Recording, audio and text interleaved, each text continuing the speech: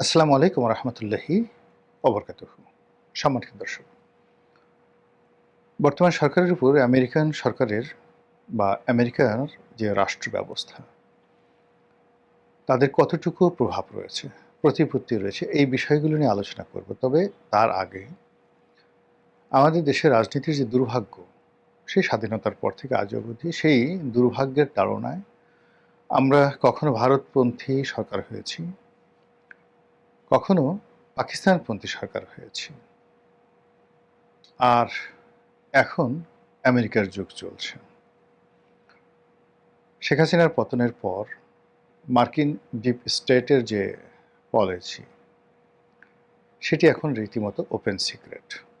শেখ হাসিনার সরকারের পতন ঘটানোর জন্য আমেরিকাতে রাষ্ট্রীয় তহবিল থেকে কত হাজার কোটি টাকা খরচ করেছেন তা ডোনাল্ড ট্রাম্প বলে দিয়েছেন।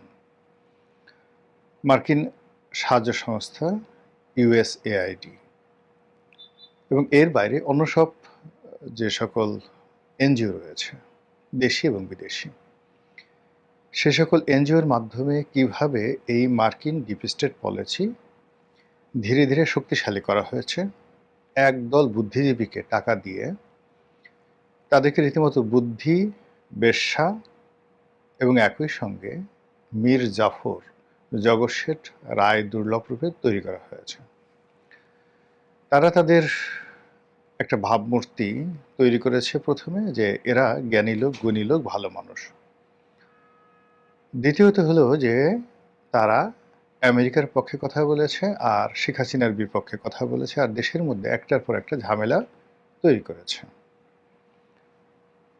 গত ৫-৭ বছর ধরে সভা সমিতি সেমিনারের নামে কোন সব কুলাঙ্গার, কারা এই দেশ বিরোধী কর্মকাণ্ডে লিপ্ত ছিল, আপনারা তাদের সবাইকে চেনেন, জানেন। এবং সম্ভবত প্রকৃতি আমাদের দেশকে আবার একটি সুযোগ দিচ্ছে যে আমেরিকার দালালদেরকে দেশ ছাড়া করা, তাদেরকে একেবারে যেভাবে আফগানিস্তানে তাদেরকে অপমান করা হয়েছে, তাদেরকে শাস্তি দেওয়া হয়েছে, তাদেরকে উলঙ্গ করা হয়েছে, তার চেয়ে জঘন্য অবস্থা বাংলাদেশে সম্ভবত তৈরি হতে চলেছে।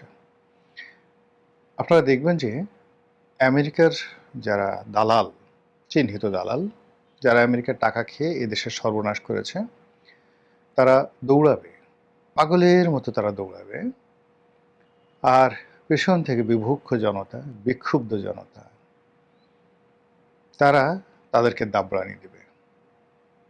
তারপর প্রকৃতি ফয়সালা করবে। যদি ধরা পড়ে তারা জনতার হাতে, তখন কি হবে, আর তারা যদি পালিয়ে যেতে পারে তখন কি হবে, সেটা ভিন্ন প্রসঙ্গ।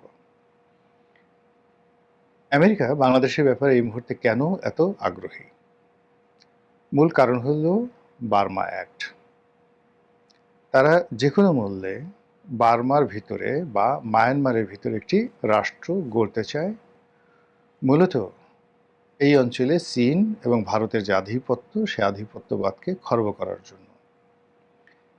এজন্য তাদের সবচেয়ে বেশি মানে দরকার, বা তাদের কাছে ভায়াবল, ফিজেবল যে ল্যান্ড, যে দেশটিকে বলা হয় বোকাদের স্বর্গ, মুনজালা। চীন দেশে গিয়ে আপনি দেখবেন যে বাঙালিদেরকে সবাই মুনজালা বলে, বোকাদের দেশ। তো এরকম একটা হৃদয়হীন, পাষাণ এবং দেশের প্রতি যাদের মায়া দয়া নেই, এরকম কিছু লোককে তারা বিভিন্ন সময় অর্থ দিয়ে, ক্ষমতা দিয়ে, পদ দিয়ে, পদবি দিয়ে নানা সময় তারা প্রতিষ্ঠিত করেছে। এই লোকগুলো রাষ্ট্র ক্ষমতার কোন কোন পর্যায়ে কিভাবে কিভাবে আছে, সেই বিষয়গুলো আমরা এখানে খোলামেলাভাবে কাউকে ইন্ডিকেট করে বলতে চাই না। শুধু যে কথাটি দুঃখ ভারাক্রান্ত হৃদয়ে বলতে চাই, যে ডক্টর মোহাম্মদ ইউনূস আমাদের দেশে কেবল একজনই নন। একজনকে নোবেল পুরস্কার দেওয়া হয়েছে, কিন্তু এরকম অসংখ্য লোক আছে বাংলাদেশে, আনাচে কানাচে, শহরে বন্দরে, গ্রামে গঞ্জে, সেক্রেটারিয়েটে, এবং আরও স্পর্শকাতর জায়গাতে যারা বাংলাদেশে বসে বাংলাদেশেরটা খায়, বাংলাদেশেরটা পড়ে এবং তারা সবসময় আমেরিকার কথা চিন্তা করে।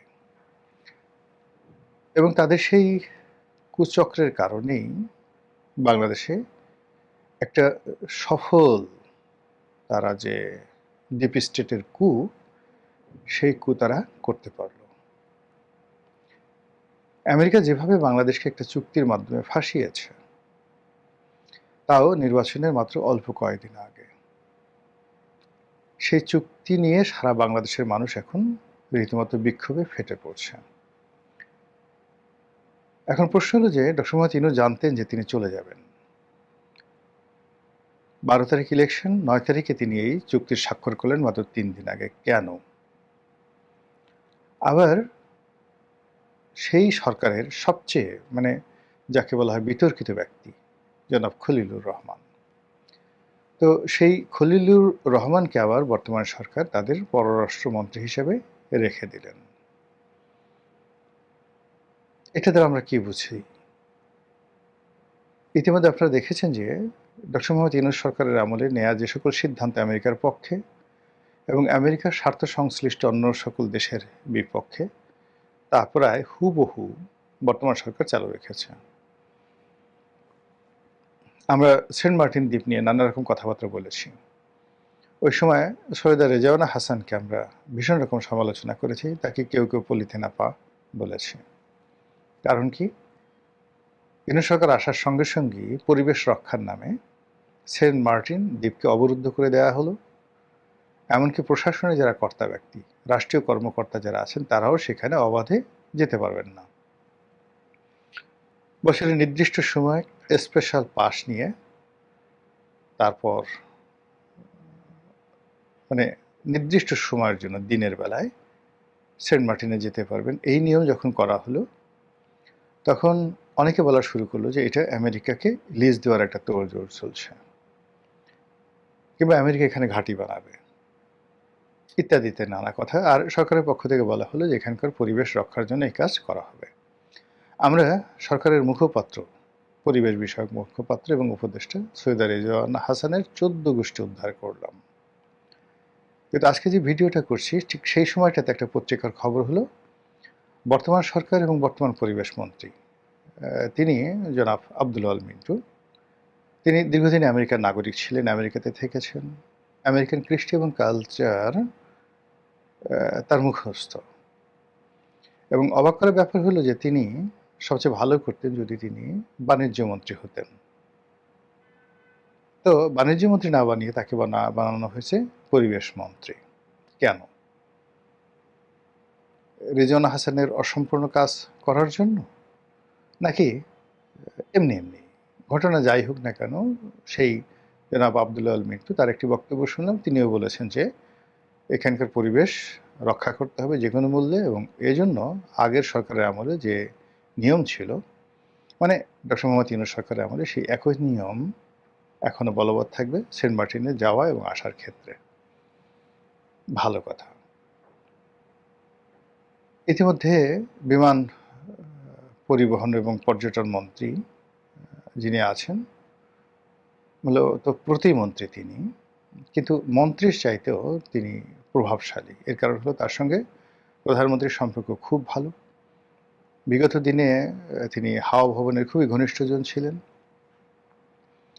রশিদুজ্জামান মিল্লাত, তারপর বিএনপির যে কিচেন ক্যাবিনেট রয়েছে, সেই কিচেন ক্যাবিনেটের অত্যন্ত ঘনিষ্ঠ একজন ব্যক্তি, তাকেও দায়িত্ব দেওয়া হয়েছে বেসামরিক বিমান চলাচল এবং পর্যটন মন্ত্রণালয়ের। এখানে একজন মন্ত্রী আছেন, সেই আফরোজা খানম রিতা। তো উনি পূর্ণ মন্ত্রী হলেও ক্ষমতা রশিদুজ্জামান মিল্লাতের হাতে। তিনি যে কথা বললেন যে আমেরিকা থেকে 15টি বোয়িং বিমান কেনা হচ্ছে, যার আনুমানিক মূল্য $3.5 বিলিয়ন। ইট মিনস প্রায় 41 বা 42,000 কোটি টাকা। 3 × 12 = 36 আর হলো 6, 42,000 কোটি টাকা।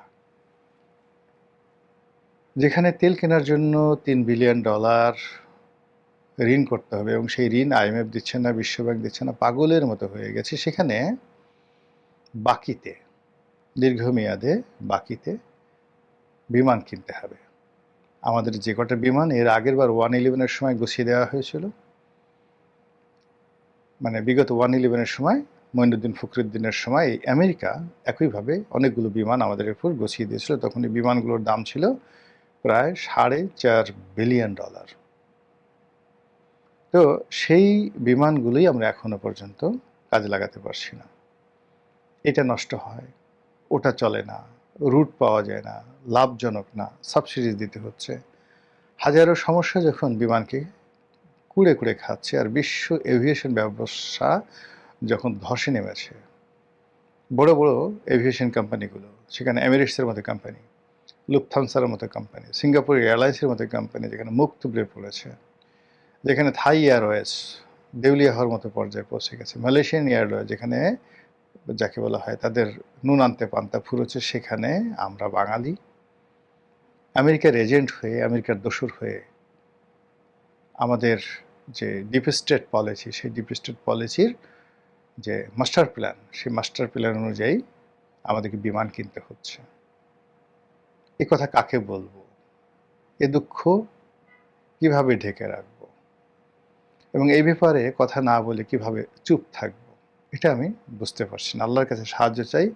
আল্লাহ, তুমি বাঙালি জাতিকে পানাহ দান করো, সাহায্য করো। যেটা বলছিলাম যে এরশাদ জমানা, বঙ্গবন্ধু জমানা, জিয়াউর রহমান সাহেবের জমানা, প্রতিটি সরকারই আমেরিকার তাবেদার থাকে। বড় বড় মন্ত্রী বড় বড় জায়গাতে, সচিবালয়ে সচিবদেরকে তারা কিনে ফেলে, বড় বড় জেনারেলকে তারা কিনে ফেলে, তারা কু ঘটায়, তারা যাকে পছন্দ না হয় তাকে মেরে ফেলে, সে রাষ্ট্রপতি হোক কিংবা প্রেসিডেন্ট হোক, প্রধানমন্ত্রী হোক বা অন্য যে কেউ, তারা যাকে ইচ্ছা তাকে ক্ষমতাচ্যুত করে। ফলে আমাদের দেশে যারা ক্ষমতা লোভী মানুষ, ক্ষমতা যেতে চায় পরিশ্রম না করে, রাজনীতি না করে, তারা আমেরিকার পা ধরে। আমেরিকার রাষ্ট্রপতি নয়, মন্ত্রী নয়, আমেরিকার যিনি রাষ্ট্রদূত, তার জুতো মাথায় করে টানার জন্য আমাদের দেশে লাইন দেবে এরকম মানুষের অভাব নেই। নিজের সবচেয়ে প্রিয়তম তাদেরকে বিসর্জন দেবে, বউ তালাক দিয়ে ফেলবে কেবলমাত্র ক্ষমতার জন্য। এমন লোক আমাদের দেশে কি খুব কম আছে না বেশি আছে? আপনার একটু প্রশ্ন করেন নিজেকে। এই যে রাষ্ট্রদূতদের পিছনে ঘোরা, আমেরিকার তাবেদার হওয়া, এগুলো করে বিভিন্ন সময় তারা যে মানুষ সুযোগ সুবিধা পায়নি, মন্ত্রী হয়নি, এমপি হয়নি, তারপরে আমেরিকাতে স্থায়ী গ্রিন কার্ড পায়নি, পরিবার পরিজন নিয়ে বাংলাদেশ থেকে যখন তারা মানে পালিয়ে গেছেন, সেখানে তারা আমেরিকাতে আশ্রয় লাভ করেছেন, এরকম ঘটনা কি ঘটেনি? কোথায় মঈনুদ্দিন সাহেব, কোথায় ফখরুদ্দিন সাহেব? তারা কি এখন আমেরিকা নয়? কোথায় ব্রিগেডিয়ার সেই বাড়ি সাহেব? সব আমেরিকাতে। তো কাজী আমেরিকা যেভাবে খেলে যাচ্ছে, এই খেলা বন্ধ করতে হলে একজন ফিদেল ক্যাস্ট্রো হওয়ার দরকার আছে, চে গুয়েভারার মতো ইমান দরকার আছে, একজন নেলসন ম্যান্ডেলার মতো শিক্ষিত এবং ব্যক্তিত্ববান রাজপুরুষের দরকার আছে। লেধু গেধু ধলা এদের মতো মানুষ সাধারণত বিভিন্ন গোয়েন্দা সংস্থার এজেন্ট হয়, এবং এই সমস্ত নিম্ন পরিচয়ের, নিম্ন জাতের, নিম্ন শিক্ষার, অশিক্ষিত কুলাঙ্গার যে সমস্ত মানুষ রয়েছে, তারাই দেশের স্বার্থ জলাঞ্জলি দেওয়ার জন্য মানে আমেরিকাকে নিজেদের কিবলা বানিয়ে ফেলে। এ সকল শয়তানরূপী মানুষের কবল থেকে এবং বিশ্ব সাম্রাজ্যবাদীর মোড়ল আমেরিকার কবল থেকে আমাদের প্রিয় মাতৃভূমিকে আল্লাহ রক্ষা করুন, হেফাজত করুন। আসসালামু আলাইকুম ওয়া রাহমাতুল্লাহি ওয়া বারাকাতুহু।